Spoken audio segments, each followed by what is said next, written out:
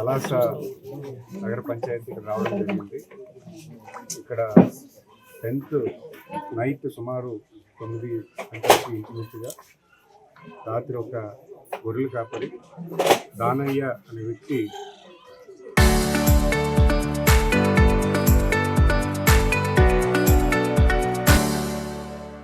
అక్కడ గొర్రెలు వెనక్కి తోలుకుంటున్న టైంలో ఒక యాక్సిడెంట్ జరిగింది. ఆ యాక్సిడెంట్లో ఆ వ్యక్తి కోల్పోవడం జరిగింది. ఆ కుటుంబాన్ని కూడా పరామర్శించి రావడం జరిగింది. అయితే ప్రధానంగా కేసులో ఒక పోలీసు దర్యాప్తులో అక్కడ ఉన్నటువంటి పరిస్థితుల్లో సిద్ధార్థ్ అనే వ్యక్తి ఈ హత్య చేయొచ్చు, అదే ఈ యాక్సిడెంట్ చేసి ఉండొచ్చని ఒక భావంతో కేసు పెట్టడం జరిగింది. ఆ కేసులో వాళ్ళ స్టేషన్ బెయిల్ తీసుకొని వెళ్ళడం జరిగింది. అయితే తర్వాత వచ్చినటువంటి పరిస్థితుల్లో సిద్ధార్థ్ అనే వ్యక్తి కాదు, అది సిదిరి అప్పలరాజు వాళ్ళ చిన్న కుమారుడు ఈ ఆరవ్ ఆ అబ్బాయి తప్పుదం చేశారని, ఆ యాక్సిడెంట్లో ఆ అబ్బాయి కూడా గాయాలయ్యామని తర్వాత అనేక సోషల్ మీడియాలో అలాగే మీడియా ప్రతినిధులు కానీ లేకపోతే ఉన్నటువంటి ఇంటెలిజెన్స్ కానీ వచ్చినటువంటి ఫిర్యాదు మేరకు మళ్ళీ పోలీసులు వెంటనే దర్యాప్తు చేయడం మొదలుపెట్టారు. అయితే ఇక్కడ బాధాకరం ఏంటంటే అసలు ఒక ప్రజాప్రతినిధిగా ఉండి ఒక ఉన్నతమైనటువంటి మంత్రి హోదాలో గత ప్రభుత్వంలో చేసి వాళ్ళ కుటుంబం దగ్గరికి వచ్చేసరికి చట్టాన్ని ఫాలో అవ్వకుండా చట్టాన్ని దౌర్జన్యంగా వ్యక్తిని మార్చి చేసిన తప్పుదనం అనేది వేరే వాళ్ళ మీద పెట్టడం అనేది ఎంతవరకు కరెక్ట్? ఎందుకంటే ఆయన ఎన్నోసార్లు చాలా నీతి నిజాయితీలు మాట్లాడతారు. అంటే ఆయన ఎంతో నిజాయితీ పరులాగా, ఆయన ఉదార ఉన్నటువంటి వ్యక్తిలాగా, ప్రపంచం అంతా కూడా ఆయనే ఉత్తముడిలాగా మాట్లాడుతూ ఉంటారు. అనేక పర్యాయాలు మీరు చూసుకుంటే పలాసలో జరిగినటువంటి గతంలో ఉన్నటువంటి అనేక ఇన్సిడెంట్స్లో మొన్న టెంపుల్లో జరిగినటువంటి ఇన్సిడెంట్ని కూడా రాజకీయంగా మార్చి రాజకీయ కోణంలో దాన్ని ఎలా లబ్ధి చేకూర్చాలనే దుర్మార్గమైన ఆలోచనతో అనేక సార్లు ఆయన మాట్లాడడం జరిగింది. అయితే ఇక్కడ సొంత ఇంటి దగ్గరికి వచ్చేసరికి తప్పు ఏం జరిగింది, ఎలా జరిగింది అనేది మేము కూడా చింతిస్తున్నాము. అబ్బాయి కుర్రోడు 19 years అబ్బాయి, రెండో అబ్బాయి, అది ఏ రకంగా యాక్సిడెంట్ జరిగింది అనేది, ఆ అబ్బాయి తప్పు ఎంతవరకు ఉందనేది మనం మాట్లాడకూడదు. కానీ ఇలాగ చట్టాన్ని వాళ్ళ కొడుకు ఒకలాగా వేరే వాళ్ళకి వస్తే ఒకలాగా అనే కోణం అనేది మేము ఖచ్చితంగా దాన్ని ఖండిస్తున్నాము. అధికార పక్షంగా ఈరోజు అలాగే తెలుగుదేశం పార్టీ పక్షంలో కూడా ఈరోజు మేము దాన్ని ఖండిస్తున్నాము.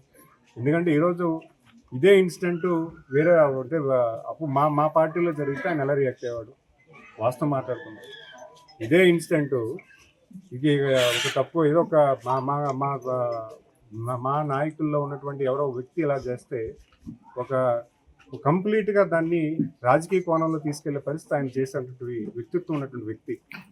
ఈరోజు ఆయన సొంత కుమారుడి దగ్గరికి వచ్చేసరికి చట్టాన్ని డైవర్ట్ చేస్తూ అక్కడ ఉన్నటువంటి నిందితుడిని పూర్తిగా మార్చేసి సాక్ష్యాధారాలు పూర్తిగా లేకుండా దాన్ని పూర్తిగా ప్రజలు నమ్మే దశగా, పోలీసులు నమ్మే దశగా దాన్ని కార్యరూపం చేసి డైవర్ట్ అయ్యే పరిస్థితి ఆలోచన చేయడం అనేది చాలా బాధాకరం.